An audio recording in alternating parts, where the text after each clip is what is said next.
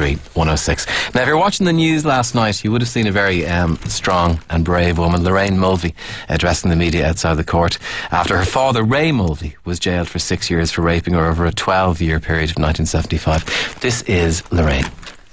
Today I see it as an important part of the healing process for me and my family. I've waived my rights to anonymity in the hope it will give others the courage to speak out and seek help if they are in a similar situation. I want everyone to know that there is help out there and that the healing will start once you look for this help. Because of the actions of my father, I was left with nothing but my dreams of what my life should have been. And I hope that my speaking out will help others to act much sooner than I was able to do so. To people out there suffering like I did, I urge you to make that call. Help is only a phone call away. You may have heard in the breakfast show, one of the speakers mentioned that abuse like that in Ireland is actually endemic, which I found very hard to believe, but she knew what she was talking about. So I just trying to get your take on that. It's a very brave move to make, and to waive her anonymity and come out and talk in front of people. She's been through hell and back for this very brave, very uplifting statement. And to join us and talk a little bit about that, June Kavanagh, you may remember as a guest on the show from around 3 or 4 months ago. She was one of 3 sisters who also suffered abuse at the hands of her father, and their book Click Click Click was a powerful and at times harrowing account of that abuse. Very uplifting account too. She joins us now. June, good morning. How are you today? I'm grand. How are you? Lovely to talk to you again, June. What did you saw Lorraine last night outside the court? What did you make of it? I just thought she was very brave. When we had our court case, we weren't given the choice of waiving anonymity, so we did feel cheated when we saw in the newspapers that we didn't realise actually they were protecting us. We felt they were still protecting him. So I just think it is a great step forward to waive the anonymity. I mean, the shame isn't hers, the guilt isn't hers, and it's placed rightly where it belongs. So I do think it's really important to speak out, and I think we're in a good time. It seems to be the time to make change in this whole area. When you saw her there, did you have a much stronger affinity for what she's going through and the feelings and emotions that must be going through her mind? What would it have meant to her yesterday for that moment to have arrived when she knows at last, the evil's been recognised? He's going to prison. Still her dad going to prison. Well, what would you think was going through her mind? Oh, it's huge. It's like the pinnacle of your life. When somebody finally recognises the wrong that's done and hands down a sentence, it's real validation of what has happened to you and recognition of the severity of it. And I know a lot of people might get hung up on the poor sentence. Yeah. Because when you consider, there was somebody in the news just recently and they got 6 years for shipping in garlic. Garlic under, pretend they were apples because there's less VAT on it or something. Yeah. Like when you compare sentences, you'd get yourself into a state. The main thing to focus on is that he did get sentenced, and time really doesn't matter here, because the time it takes, like this is with you for the rest of your life. Sexual abuse affects every aspect of your life. There's nothing they could have given him that would have equalled what she is going through. So you're never really going to get your pound of flesh in this? No. You and your sisters seem to have really put this behind you. Do you think she'll be able to? I do, but there's no kidding yourself. It takes time. Time is the huge element involved here. And in fact, I don't know if you ever fully get over it, but you certainly get to a point where it doesn't define you anymore. Right. And you're not living your life out of a victim status. And that's what you're aiming for. Like, this goes very deep. It breaks a trust, especially now when you're talking about a father. Yeah. I mean, it's the most sacred trust you have, your parents. So I'm not sure if you ever fully get over that, but of course you don't live out of it any longer, and that's what you're aiming for. Just to get on and do your best to have a happy life. And get as much of the life as you can that's left to you, and your own kids to enjoy that as well also. I was reading, her statement is on the front cover of the Examiner today, and I was reading it, and she details, this is Lorraine Mulvey detailing how she was repeatedly raped by her dad, and it's very powerful stuff. As I was reading through it, things that were striking me was how it destroyed her life. She says it destroyed her life emotionally, physically, in relationships with her mother and siblings, socially with friends, boyfriends, destroyed my future prospects, education, self-esteem, self-worth. That's the point. that we were trying to make with our book is that this thing affects every aspect of your life. It's not compartmentalised. It seeps into everything. It affects your education, your prospects for a future, a different career path you might have chosen if this hadn't happened to you. All of your relationships, particularly with men, but it doesn't just, it's not restricted just to men. All of your relationships, because trust has gone. And there's not an area of your life that it doesn't impact on. You know, your relationship, your children, the fact whether you have them or not, and the relationship you then have with your children. Yeah. It's huge. It's absolutely huge. As I read through it, another thing that struck me was the idea that it started at 6. Now that, I've a 5.5-year-old, and that just... it's very hard to get your head around that. It really is hard to imagine how somebody could abuse a child of that age. And that may be part of what allows it to happen and continue. That people, unless they're in the situation, literally can't grasp that what might be happening. I know, and you should be happy you can't grasp it, because for someone who hasn't experienced it, it's unthinkable, and so it should be. But it does happen, and it's important to recognise that it does happen. And although it may be hard to visualise, we need to know.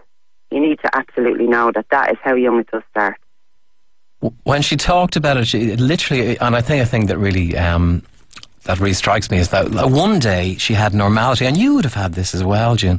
One day you have normality, and the next day all that normality is gone. I can remember the instant. Can you? The instant that I knew things were not a joke. You know, this was real. This was serious, and it was dangerous.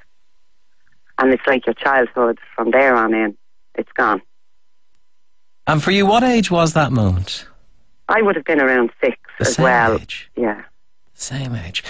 Now, not when the abuse started. The abuse started before that. But I thought it was a joke. The way I was groomed, because of my personality. I was a joker. I was a character. And so he approached me in the manner of leading me to believe that it was all trivial, it was all okay.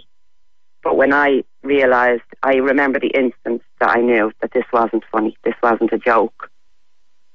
And for a 6-year-old, not knowing where to turn, and he talks, Lorraine talks about how her dad would give her sweets and spoil her. It must have been very confusing. Yeah. It must have been for the whole family, but I recognise so many of the dynamics that went on in her story, because we were all divided, separated. There was 10 in our family, and it was the same thing. It's every man for themselves. He separates everybody, and it's deliberate so that he can have full access to each person as he wants it. And that was you. Your 2 other sisters. So your 2 other sisters at the time didn't know that you were all... No, none of us knew about each other, because we weren't. People used to comment on how close our family were, but really we weren't. We were all isolated and lived in our own unique hell. Yeah. For her, she talks about how it damaged her relationship with her. She had a brother who didn't know anything about it. She later had a sister. Those must ring resonance for you, did they? Yeah, but a lot of this stuff happens unconsciously. Yeah. You know, you go through this process, a lot of it is unconscious. But from the instant it happens, your life is full of contradictions. And nothing makes sense to you anymore. Half of the time you think this must be happening to everybody, and the rest of the time you feel it's happening to nobody but you. But your entire life from there on in is contradictions, because you're totally confused. You don't understand what you're feeling, you don't understand what's going on. You're too young to cope with the enormity of the pressure of the information you're now walking around with. Some of the things she also said, she said she didn't fear him. Did you fear your dad? Yeah, I suppose, yeah. My father would have been very aggressive, very violent man. But doesn't mean, no 2 abusers are the same. Yeah. And there's no sign to show who is and who isn't. They're just walking around like normal people. Well, in my case now, my father would have been a big character, very eccentric, and he wouldn't go missing in a crowd. He'd make himself known and heard. But there are other abusers that are very under the radar, very low key. Right. He seems to be very manipulative. Her dad, he coached her to detach herself from her mother, for instance. She talks about, which is something. But again, that was done very subtly. By saying yes when the mother would say no, meant that she would turn to him more. So that's for a child wouldn't understand that. It's only in your adult life you can look back and see what happens. But as you're going through it, it's all unconscious. Yeah. What was Lorraine talks about that she was a disruptive student in school and had loads of trouble with boyfriends and all that. How is it manifesting in your life?